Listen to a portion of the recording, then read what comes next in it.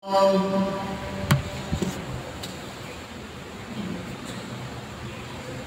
على الصلاة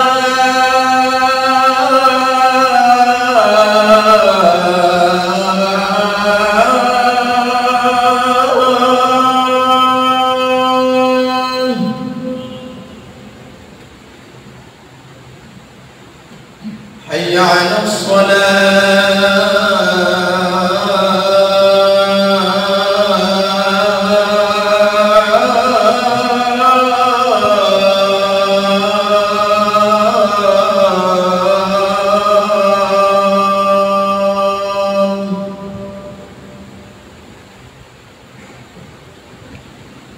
حي على الفلاح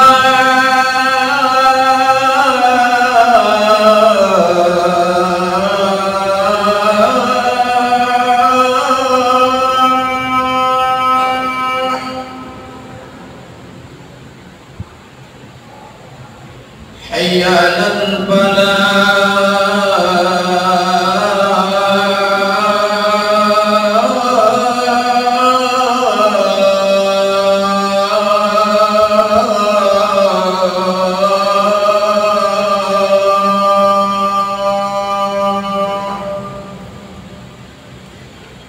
الله أكبر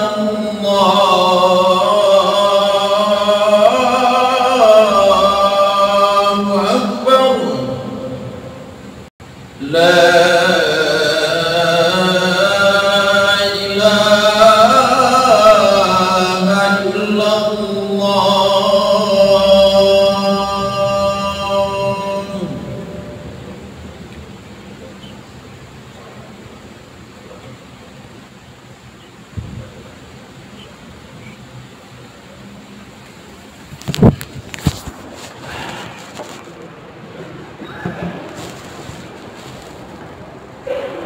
الحمد لله رب العالمين.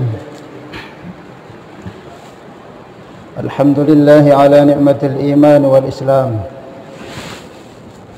الحمد لله الذي هدانا لهذا وما كنا لنهتدي لولا أن هدانا الله. الحمد لله الذي علمنا القرآن. الحمد لله الذي جعلنا من أمة خير الأنام. الحمد لله على الصحة والعافية. الحمد لله على جميع النعم الظاهرة والباطنة السابقة واللاحقة الدنيوية والأخروية. اللهم لك الحمد كله ولك الملك كله وعلى الشكر كله وإليك يرجع الأمر كله سره وعلانيته.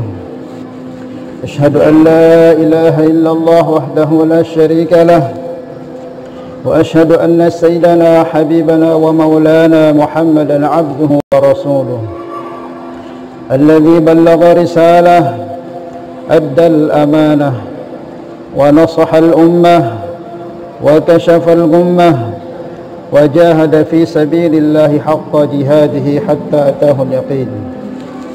اللهم صل وسلم وبارك وكرم وعنئم وترحم وتهنن على النور الأنوار والسر الأسرار وترياك الأغيار ومفتاح باب اليسار سيدنا ومولانا محمد المختار وآله الأطهار وأصحابه الأخيار عدد نعم الله وإفضاله. أما بعد، فيا أيها الناس اتقوا الله حق تقاته ولا تموتن إلا وأنتم مسلمون. ولتكن منكم أمة يدعون إلى الخير ويأمرون بالمعروف وينهون عن المنكر وأولئك هم المفلحون. Jamaah salat Jumat yang sama-sama dirahmati dan dimuliakan Allah Subhanahu wa taala. Mari sama-sama kembali kita tingkatkan takwa kita kepada Allah Jalla Jalaluh wa 'azamat haibatuhu, yaitu dengan menjalankan segala bentuk perintah-perintahnya dan menjauhi segala bentuk larangan-larangannya, disertai keyakinan yang sempurna di dalam hati kita bahwa di saat kita taat kepada Allah Subhanahu wa taala, tunduk dan patuh kepada perintah-perintahnya, yakini di sana tersimpan keridhaannya, tersimpan kecintaannya yang pasti dan pasti akan mendatangkan keselamatan, kebahagiaan, ketenangan, barakah di kehidupan kita di dunia yang sesaat 60-70 tahun dan kelak di akhirat yang kekal abadi selama-lamanya.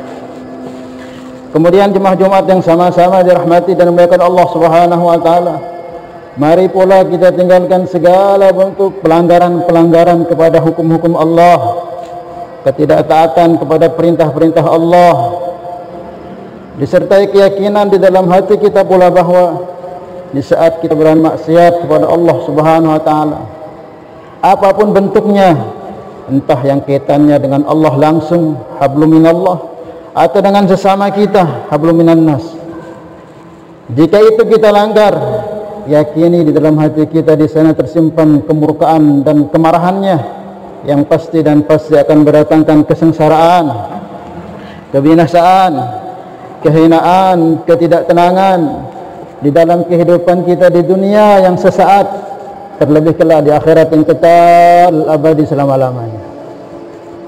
Jamaah Jumat yang sama-sama dirahmati dan dimuliakan Allah Subhanahu wa taala, selepas Allah anugerahkan kita nikmat iman Islam, termasuk nikmat yang amat besar yang perlu kita syukuri adalah kenikmatan berupa keamanan.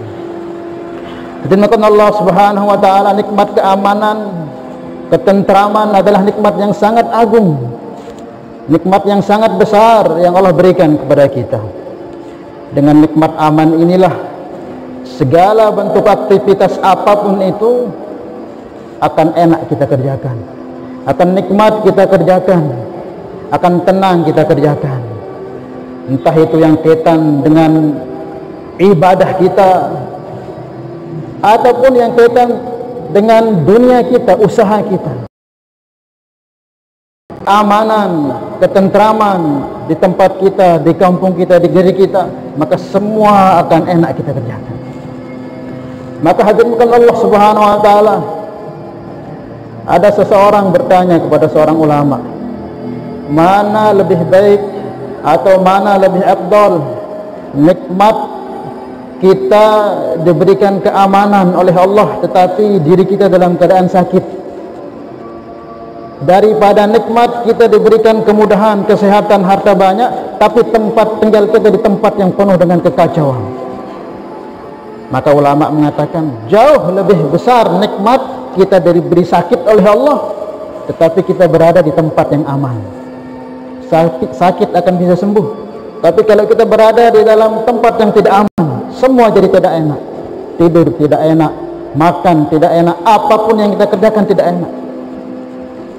Maka jamaah Allah Subhanahu wa taala, nikmat aman yang Allah berikan di negeri kita ini kita jaga, kita rawat. Jangan sampai ini dicabut oleh Allah Subhanahu wa taala. Dalam Al-Qur'an Allah Subhanahu wa taala firmankan, daraballahu mathalan qaryatan kanat aminatan mutmainnatan ya'tiha rizqaha min kulli makan fakafarat bi an'amillah fa'adzaqaha Allahu libasal ju'i wal khawfi bima kanu yasna'un. Allah Subhanahu wa taala buat permisalan dengan satu negeri yang mana Allah berikan kepada mereka itu aminatan mutmainnatan, keamanan yang sejahtera, bukan sekedar aman tapi sejahtera. Ya'tiha rizqaha min kulli makan, Allah bukakan rezeki dari segala penjuru. Allah mudahkan datang kebaikan rezeki dari langit, dari bumi, dari laut, dari macam-macam penjuru. Akan tetapi fakafarat bi amumillah, tetapi mereka ingkar.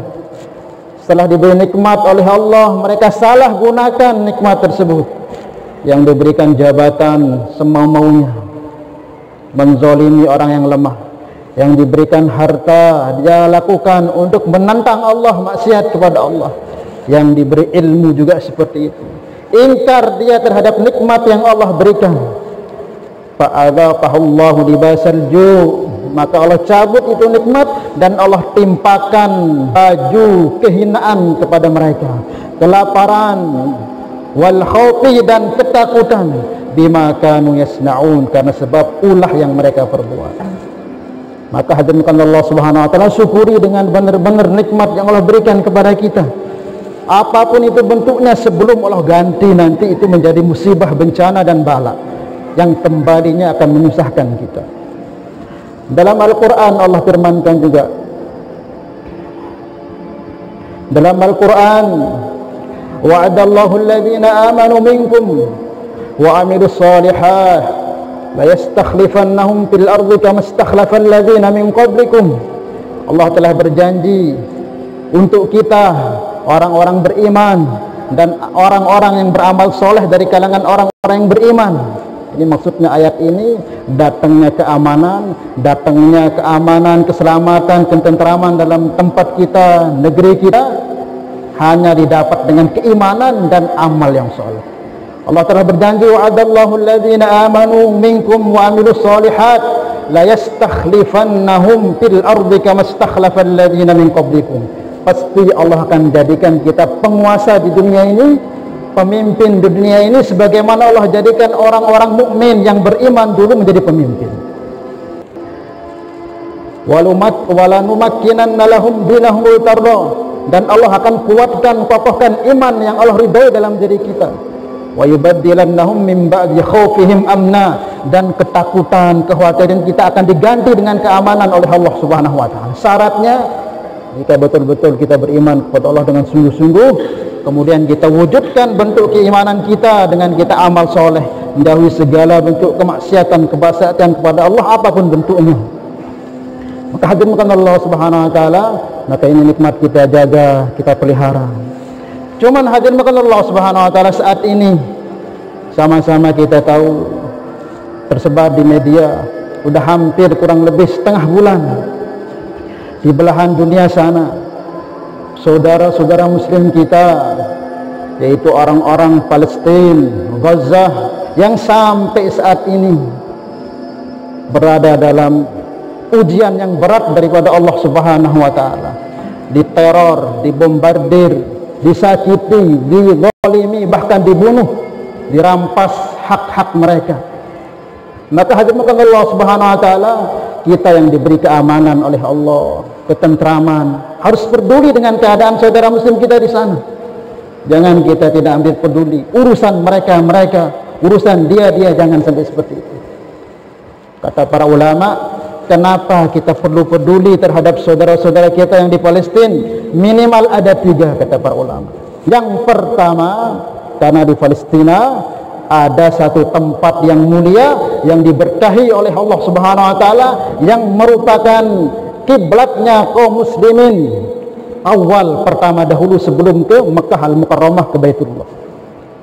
Subhanalladzi asra bi'abdihi lailan minal masjidil haram ilal masjidil aqsa alladzi barakna haulahu. Di sana ada Masjidil Aqsa, barakna haulahu, yang Allah berkahi sekelilingnya, linuriyahu min ayatina, yang merupakan tanda keajaiban ayat-ayat Allah Subhanahu wa taala.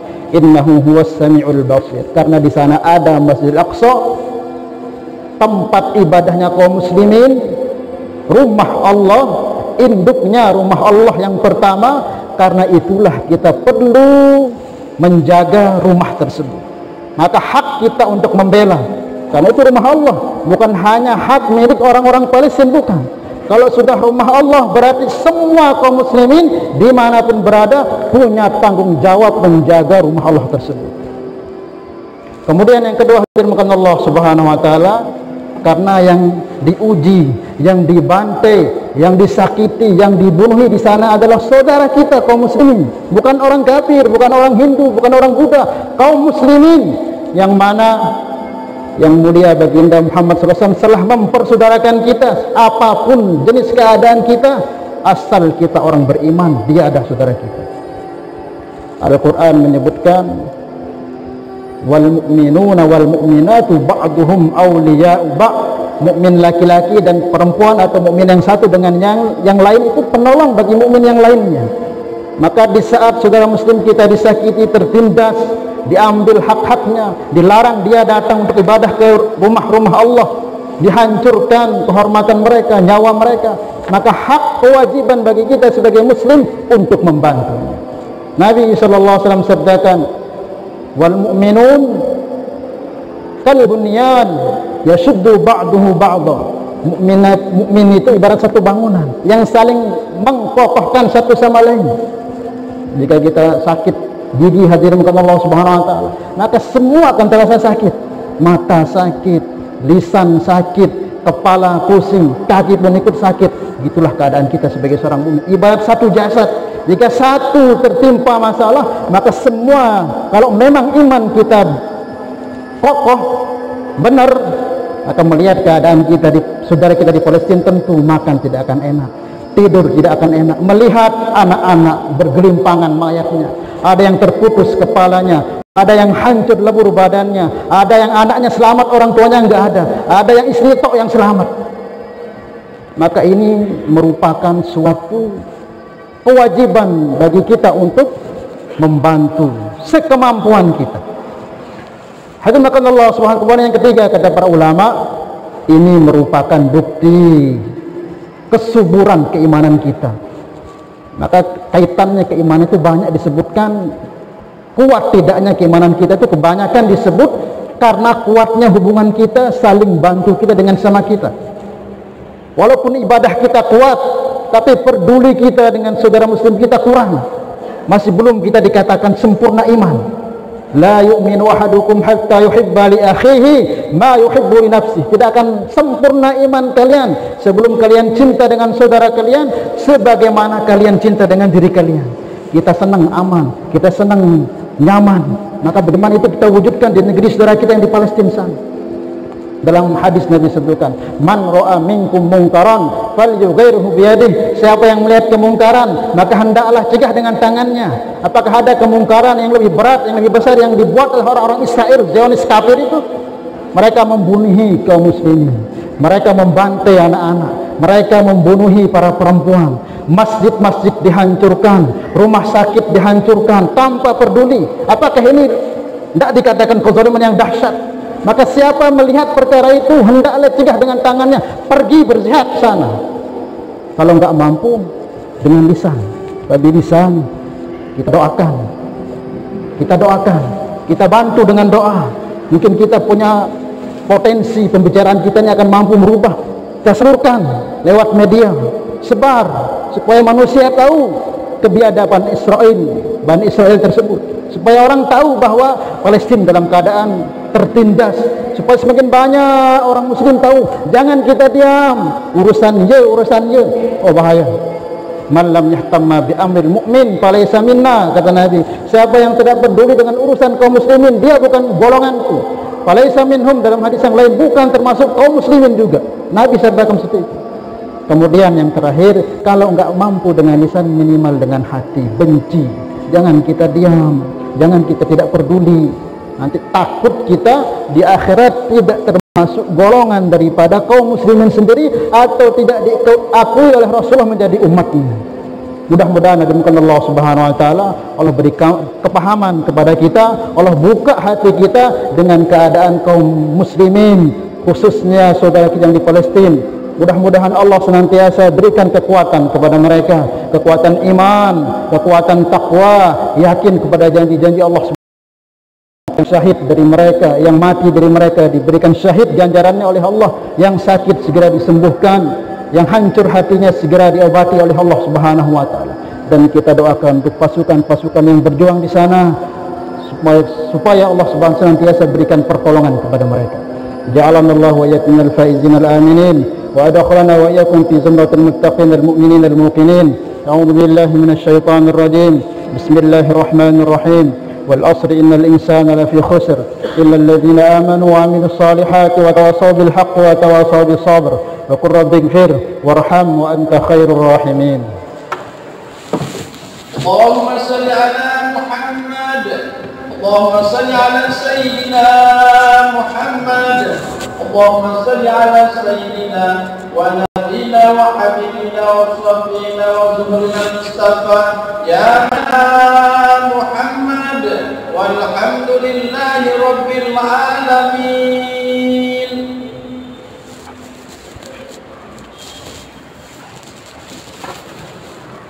إن الحمد لله نستعينه ونستغفره ونؤمن به ونتوكل عليه ونعوذ به من شرور أنفسنا ومن سيئات أعمالنا. من يهده الله فلا مضل له ومن يضلله فلا هادي له. أشهد أن لا إله إلا الله وحده لا شريك له وأشهد أن سيدنا حبيبنا ومولانا محمدا عبده ورسوله أرسله الله بالهدى ودين الحق ليظهره على الدين كله ولو كره المشركون. اللهم صل وسلم وبارك على سيدنا محمد وعلى آله وأصحابه والتابعين لهم بإحسان إلى يوم الدين. أما بعد، فيا أيها الناس اتقوا الله حق تقاته ولا تموتن إلا وأنتم مسلمون واعلموا أنكم قادمون إلى الله ولتنظر نفس ما قدمت لغد واتقوا الله إن الله خبير بما تعملون. وأنيبوا إلى ربكم واسلموا له من قبل أن يأتيكم العذاب ثم لا تنصرون.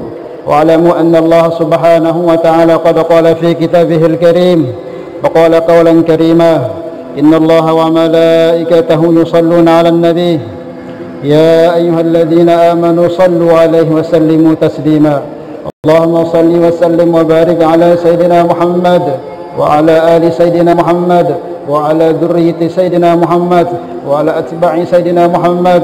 وارض اللهم عن خلفائه الأربع أبي بكر وعمر وعثمان وعلي وعلى سائر أصحاب رسول الله أجمعين وارحمنا معهم في عفوك وكرمك يا أرحم الراحمين.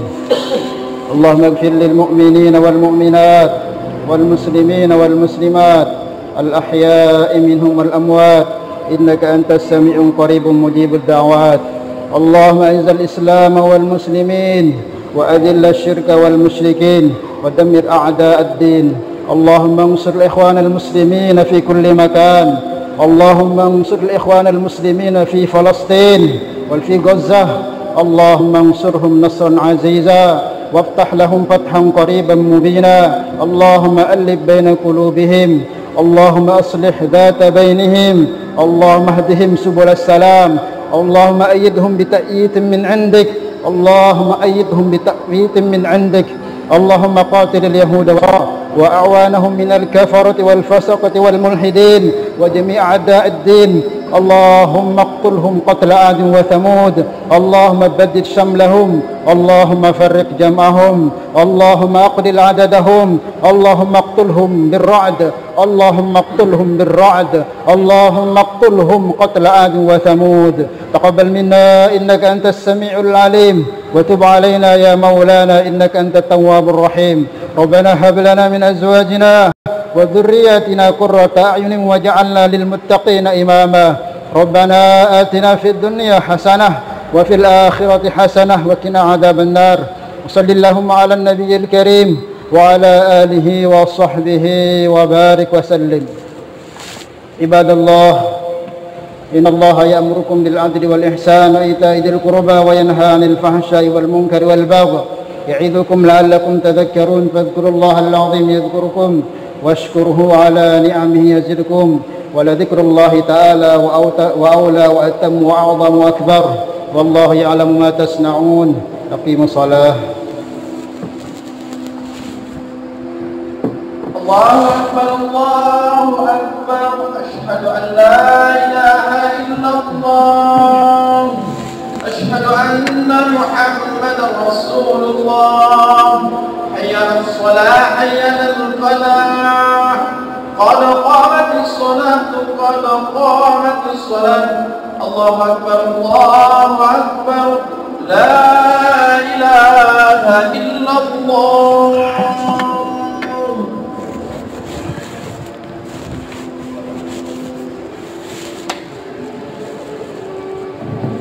استقيموا واعتدلوا تراصوا ولا تختلفوا استغفروا.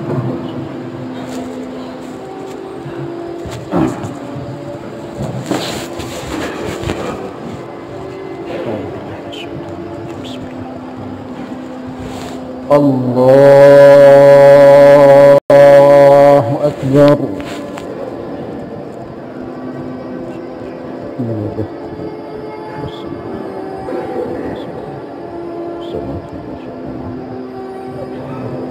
بسم الله الرحمن الرحيم.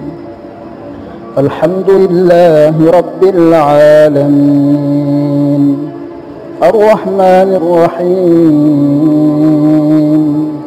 مالك يوم الدين إياك نعبد وإياك نستعين اهدنا الصراط المستقيم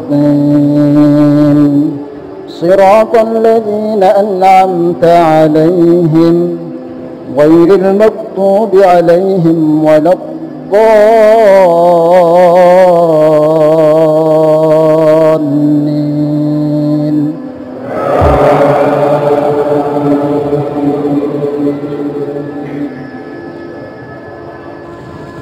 بسم الله الرحمن الرحيم والسماء ذات البروج واليوم الموعود وشاهد ومشهود قتل أصحاب الأخدود النار ذات الوقود إذ هم عليها قعود وهم على ما يفعلون بالمؤمنين شهود وما نقموا منهم إلا أن يؤمنوا بالله العزيز الحميد الذي له ملك السماوات والأرض والله على كل شيء شهيد. إن الذين فتنوا المؤمنين والمؤمنات ثم لم يتوبوا فلهم عذاب جهنم ولهم عذاب الحريق. إن الذين آمنوا وعملوا الصالحات لهم جنات تجري من تحتها الأنهار ذلك الفوز الكبير. الله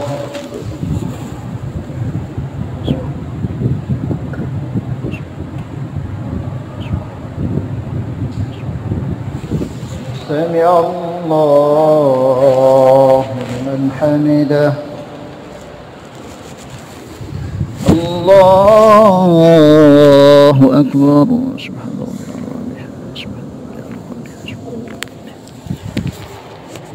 الله أكبر.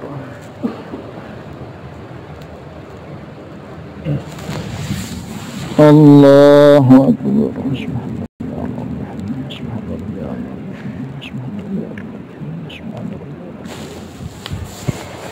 الله أكبر.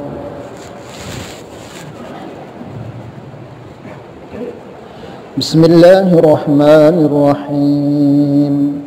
الحمد لله رب العالمين الرحمن الرحيم مالك يوم الدين إياك نعبد وإياك نستعين اهدنا الصراط المستقيم صراط الذين أنعمت عليهم غير المغضوب عليهم ولا الضالين.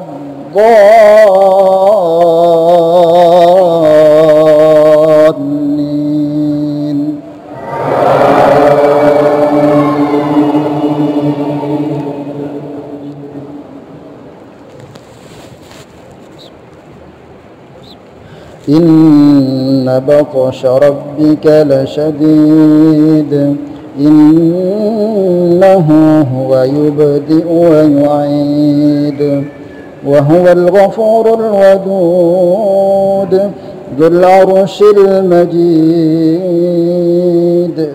فعال لما يريد هل أتاك حديث الجنود فرعون وثمود بل الذين كفروا في تكذيب والله من ورائهم محيط بل هو قرآن مجيد في لوح محفوظ. الله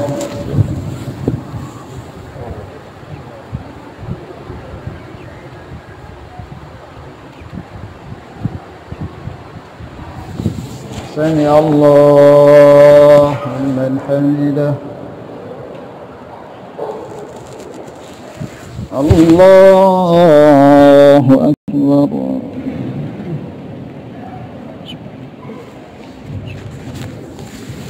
الله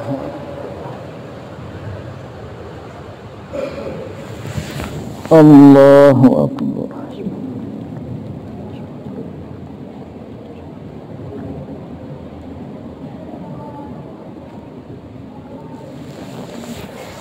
الله أكبر.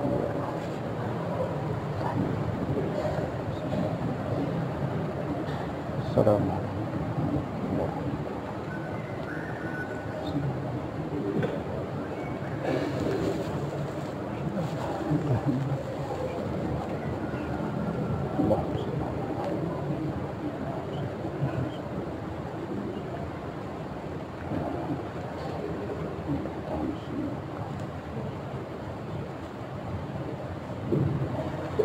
السلام عليكم ورحمة الله.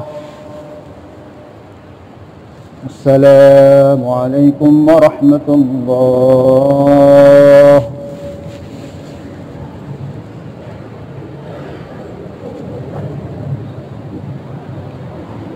استغفر الله العظيم الذي لا إله إلا هو الحي القيوم وأتوب إليه. استغفر الله العظيم الذي لا إله إلا هو الحي القيوم وأتوب إليه. استغفر الله العظيم الذي لا إله إلا هو الحي القيوم وأتوب إليه. لا إله إلا الله وحده لا شريك له له الملك وله الحمد يحيي ويميت وهو على كل شيء قدير. لا إله إلا الله وحده لا شريك له له الملك وله الحمد يحيي ويميت وهو على كل شيء قدير. لا إله إلا الله وحده لا شريك له له الملك وله الحمد يحيي ويميت وهو على كل شيء قدير. اللهم أنت السلام ومنك السلام حين ربنا بالسلام أدخلنا الجنة دار السلام. تبارك ربنا وتعالى يا ذا الجلال والإكرام. حسبنا الله نعم الوكيل نعم المولى ونعم النصير. غفرانك ربنا وإليك المصير. ولا حول ولا قوة إلا بالله العلي العظيم. أستغفر الله العظيم. أستغفر الله العظيم. أستغفر الله العظيم الذي لا إله إلا هو الحي القيوم ونتوب إليه. عظم ذكري فاعلم أنه لا إله إلا الله. لا إله إلا الله. لا إله إلا الله. لا إله إلا الله. لا إله إلا الله. لا إله إلا الله. لا إله إلا الله. لا إله إلا الله. لا إله إلا الله. لا إله إلا الله. لا إله إلا الله. لا إله إلا الله. لا إله إلا الله. لا إله إلا الله. لا إله إلا الله. لا إله إلا الله. لا إله إلا الله. لا إله إلا الله. لا إله إلا الله. لا إله إلا الله لا إله إلا الله محمد رسول الله صلى الله عليه وسلم عدد خلقه ورضا نفسه وزنة عرشه ومداد كلماته في كل لمحة ونفس عدد ما وسعه علم الله إن الله وملائكته يصلون على النبي يا أيها الذين آمنوا صلوا عليه وسلموا تسليما اللهم صل وسلم وبارك عليه اللهم صل على محمد سيد الأولين والآخرين سلم رضي الله تعالى عن كل صحابة رسول الله أجمعين الحمد لله رب العالمين اللهم يا أول الأولين يا آخر الآخرين يا ذا القوة المتين يا رحم الضعفاء والفقراء والمساكين يا أرحم الراحمين اللهم إنا نسألك لنا يا الله ولأهلنا ولوالدينا ولمشايخنا ولأساتذتنا ولتلاميذنا ولتلميذاتنا ولمن لهم حق علينا وجميع جماعتنا وجميع المسلمين التوبة والإنابة والاستقامة وحسن الخاتمة اللهم ارزقنا وإياهم التوبة والإنابة والاستقامة وحسن الخاتمة اللهم ارزقنا وإياهم التوبة والإنابة والاستقامة وحسن الخاتمة وفقنا وإياهم لما تحبه وترضاه من القول والعمل والفعل والنية والهدي والهدى واعتقاد اللهم انصر الإخوان المسلمين في فلسطين والغزة اللهم انصرهم نصرا عزيزا وافتح لهم فتحا قريبا مبينا اللهم انصرهم نصرا معزرا اللهم انصرهم نصرا معزرا اللهم فتهم من بين أيديهم ومن خلفهم وعن أيمانهم اللهم قاتل اليهود والنصارى وأعوانهم من الكفرة والفسقة والمنافقين إن لم تشأ لهم الهداية اللهم زلزل أقدامهم اللهم بدد شملهم اللهم فرق جمعهم اللهم أقلل عددهم اللهم دمر بلادهم وبيوتهم اللهم اقتلهم قتل عاد وثمود اللهم اقتلهم بالرعد تقبل منا يا الله إنك أنت السميع العليم وتب علينا يا مولانا إنك أنت التواب الرحيم ربنا هب لنا من أزواجنا وذرياتنا قرة أعين واجعلنا للمتقين إماما ربنا اغفر لنا ذنوبنا وذنوب والدينا وارحمهما كما ربونا صغارا ولجميع المسلمين والمسلمات والمؤمنين والمؤمنات الأحياء منهم والأموات ربنا آتنا في الدنيا حسنة وفي الآخرة حسنة وقنا عذاب النار وصل اللهم على النبي الكريم وعلى آله وصحبه وبارك وسلم شر الفاتحة